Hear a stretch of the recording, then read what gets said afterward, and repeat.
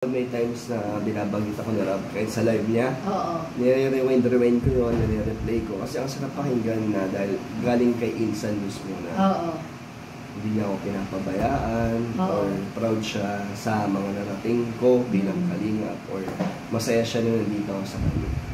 At yun nga, sabi niya, wala siya sa akin, di ba, na hindi ko siya na ipagpapalit.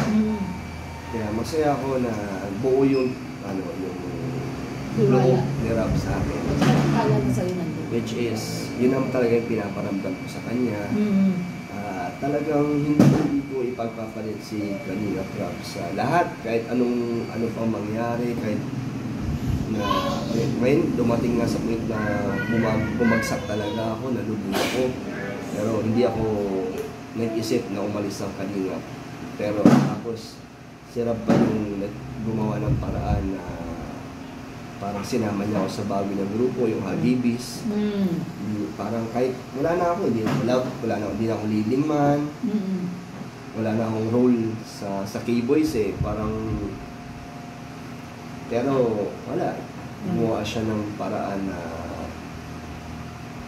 nasama ka sa Habibis. Yung isipin mo ngayon, na may nababasa akong comment na gumaganda na yung image namin or ako, may mga nagko-comment na masaya sila na nakita nila ako kay Kalingap Rob sa kabila na nangyari. Nandyan pa rin ako. So dahil yun kay Kalingap Rob, kaya thank you kay Insan, kaya Roach, wala naman, hindi ko naman sisirain yung tiwala niya at wala akong balak umalis. Kung aalis pa na ako sa Kalingap, siguro hindi na ako vlogger, hindi na ako gagawa ng sarili kong community. Kasi wala naman dalhin na akong dadalhin eh. Lahat naman na meron ako dahil sa Kalingap, dahil sa kanila. So kung titigil ako sa pagiging vlogger or aalis ako sa kanila, ano na yun, siguro stable na ako. Mamumuhay nila ako ng tahimik, siguro may negosyo na. Yung pagbablog ko siguro sa ano na lang, kanyari, part na lang, personal vlogs na lang. Pero hindi ko pa naiisip yun. Ngayon kasi parang gusto kong makamit yung mga pangarap ko sa pagiging vlogger. At yan dahil sa Kalingap. At salamat sa kanilang lahat, lalo sa Kuya Val. Ang daming nangyari. Dumating nga sa point na nasira talaga yung image ko. Pati yung Kalingap nadamay. Pero nandyan sila. Hindi nila ako tinalikuran. Pinagtanggol pa nila ako kahit na may madamay, di ba? Alam nila may madadamay. Kaya sobrang thankful ako kay Kalingap Rob na talagang hindi lang siya nandyan kasi may pakinabang ka. Nandyan siya kasi parang pamilya na yun. Pamilya talaga. Kahit kayo naramdaman yun, di ba? Kahit hindi ko totoong pamilya. Kahit hindi kami kadugo, pero pamilya yun to rin. Pero sa akin, hindi lang na pinoprotektahan niya ako kasi pamilya. Para sa sarili niyang image. Pinoprotektahan niya ako kasi bilang pamilya. Kadugo. Di ba? Kaya mas Kuya Val din, ang daming sinalong bashers. Gusto mo pahinga muna ako or alis muna ako dito kasi hindi naman sa toxic na ng community dahil sa akin na lumala eh, lalo na yung mga reactors. Nagsabay-sabay na ako yung ginagawang masama. Tapos nadadami na iba't ibang love team or iba't ibang basta lahat. Naka-feel ka ng guilt. Na-guilty ako kasi inaamin ko naman yung kasalanan ko, yung ginagawa akong mali. Tapos pag sinungaling ako sa lahat ng tao, kaya inaamin ko yun, wala akong dinideny doon. Talagang nagsusorry ako sa lahat ng tao doon. Pero hindi ibig sabihin nun is ganun yung pagkatao ko. Sabi ko naman sa kanila, hindi ako perfect na tao.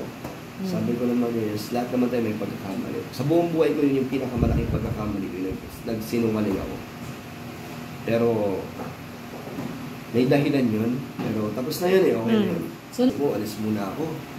Yung live selling nga namin ng Velvet Box, sabi ko, Insan, gusto mo ba isama dyan? Kasi baka masira yung live selling.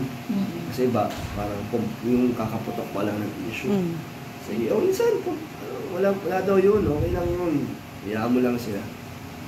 Sabi sa'yo nila. Binibigyan ka din ng lakas. Sabi ko, Insan, pahinga muna ako sir, sa Kalingap. Hindi, Insan, parang wag daw ako umalis. Wag. Parang matatapos din yan. Parang hayaan mo lang. Kaya saludo ako kay Kalinga. At nangyari naman, ano? Until now, di ba? Until now. Nandyan siya sa likod ko. Kung kailangan ko siya, nandyan siya. Kaya, ang saya na nandyan, ramdam mo yung suporta nila. Ups and downs, di ba? Talagang hindi ka nila papabayaan. Kaya yung mga nambabash sa kanila, wala naman silang alam eh. Oo, tama. Nasa labas lang sila eh. Pag pumunta sila dito, tapos sabihin mo, stay kayo dito ng 1 month. Oo. Malalaman nyo kung ano yung ginagawa ng Kalinga. May embrace nyo. Mapapamahal kayo sa amin. Hindi sa amin sa kanila. Sa Kalingap. Sa Kalingap. Kasi, ako nga eh, 3 taon na ako dito, never akong bumitaw, never ako nagsisabi na sa sarili ko na, ayoko na, ang toxic. Diba? Pero never, kasi ramdam yung alam mo yung nangyayari sa loob eh. Diba kayo nga, ang dami nyo ng issues, diba? Kayo. Pero nandito pa rin. Pero, maraming ups and down, pero nandiyan pa Masaya. yung genuine na sama. Kasi, di ko alam ano nagpapatibay sa atin. Siguro yung pagtulong. Siguro, samahan. Samahan Tulong. talaga eh. Talagang, yun na yun eh. Talagang, yun yung pundasyon ni Kuya Bal eh, no? Pero pupunta ako, matubang yan eh. Oo, sabi ka sa'yo. Nakakatuwa si Kuya Bal. Oo. So, Tita Edna, in-invite ko yan. Siguro, nag-message naman siya, busy daw. Pero masaya ako na nandun yung mga importanteng tao sa buhay ko dito sa Manila. Ay, sa Daig. Masaya. Ano? Ano? Stop. Fish banda. Ba't ako ilalapit nito? Okay na lahat. Nagsusorry ako sa lahat ng nasaktan ko. Na sabihin natin, niloko ko. Dahil na pinaasa ko. Inaamin ko naman yun. Pero, sorry. Hindi ko na maibabalik. Hindi ko na mababawi yung nagawa ko. Pero sana, sa mga darating ng panahon, yes. Kahit di yung patawaran eh. Parang na lang, kalimutan na lang natin. Magkaroon tayo ng sumuporta kayo sa akin. Hindi, okay lang. Basta, totoo yung pinakita ko sa inyong pakikisama. Sa mga nakakausap ko, sa mga nagsuporta sa akin, sa mga nag-sponsor, totoo yung yung pinaramdam ko sa inyo bilang isang Kalingap Dan. Totoo yun. Lahat yun binigay ko sa charity. Wala akong kinuha sa sarili ko. Wala akong ginamit sa sarili. Kahit itong birthday ko, alam ko naman kasi dadating yung oras na mangyayari yung yung lalabas yung katotohanan. So nakakonsensya ako nung birthday ko na ang dami ko natanggap. Sabi ko, paano na yun pag lumabas yung katotohanan? Nagbigay sila, nag-effort sila. So ginawa ko, ginamit ko sa charity. Kasi yung cash yun, di ba? Hindi ko pinasok sa bangko ko yun. Cash yun, nasa sobre lang yun eh. Kay Rain, pati yung kay, sino ba yun? Kay Kuya Bobby. Oo, kay Ian. Lahat yun nasa sobre, hindi ko yung pinasok sa bangko ko. Ginamit ko yung paunti-unti sa vlogs ko, sa mga charity vlogs ko. So, alam ko yung ginamit kasi alam ko naman na hindi naman alam ko naman na mali na yung mali na eh. Nagsisinungaling na ako sa tao, which is di naman talaga ako ganun eh. Nangyari lang talaga na naikot tayo sa sitwasyon na nagsabay-sabay. Kaya, sorry sa kanila. Until now, nagsusorry ako sa inyo. Kasi marami pa rin yung galit, hindi pa rin nakaka-move on. Lalo na yung ibang affected na talagang nag-message na mahal nila yun. Minahal niya kami. Totoo yung suporta niya sa akin. Kaya nakakonsensya ako at nagsisisi ako na nasira ako yung tiwala nila. Kaya wala na eh. Damage has been done. Hindi ko na mababawi yun. Yun lang. Sorry yun lang talaga. Pero sana matanggap nila kung ano yung nangyayari sa buhay ko ngayon. Kung di nila matanggap, sana huwag nila akong pansinin. Kalimutan nila ako. Yun lang. Huwag nila ako i-bash, huwag nila i-bash yung asawa ko, yung anak ko, huwag na. Na lang. Maging masaya na lang. Burahin na lang nila ako sa isip nila, yun na lang. Kasi, yun na lang yung tanging paraan para makalimot is mag-move on, di ba? Yun na yun.